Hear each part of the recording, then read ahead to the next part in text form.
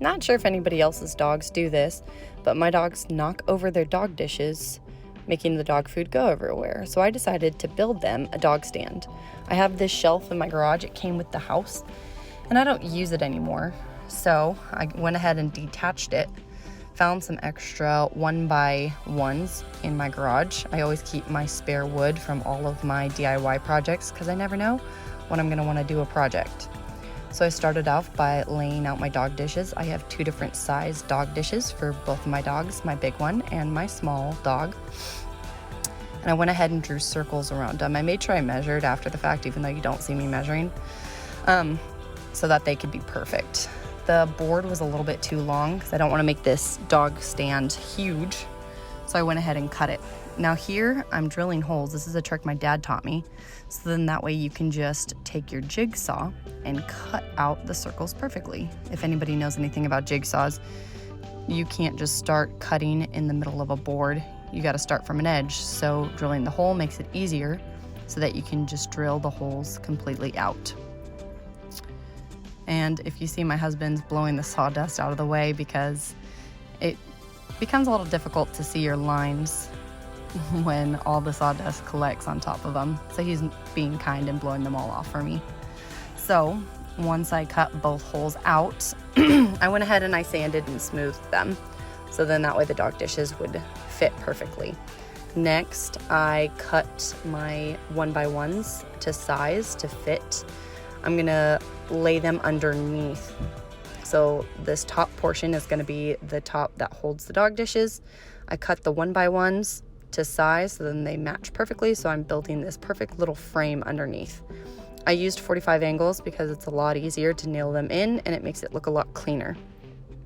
Then this is my absolute favorite tool. Anybody who does DIY should definitely invest in one. And it doesn't cost that much. It's a Ryobi cordless nail gun. And I use it for everything, all of my DIY projects. So here I'm just, after I already used my liquid nails, I went ahead and used my nail gun to nail in those sides. Now I'm flipping it over so that I can nail in the frame. It's just extra security and it helps keep everything nice and tight together, especially having kids. You never know when something might fall and break.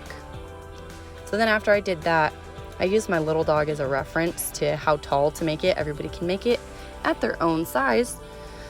I used 8 inches. So I went ahead and I cut the exact same 1x1s that I already had, and I cut them 8 inches to size.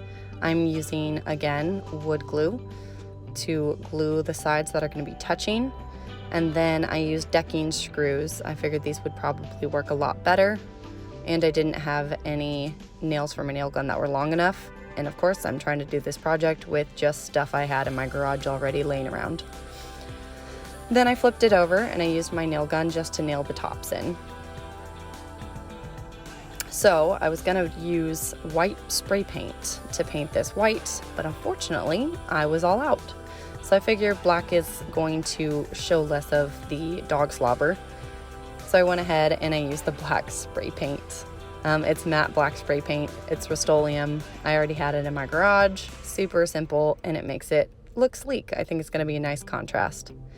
So now all I have to do is put the dog dishes in, which fit perfectly if I do say so myself, and let them go ahead and try it out. We gave them little treats just to surprise them.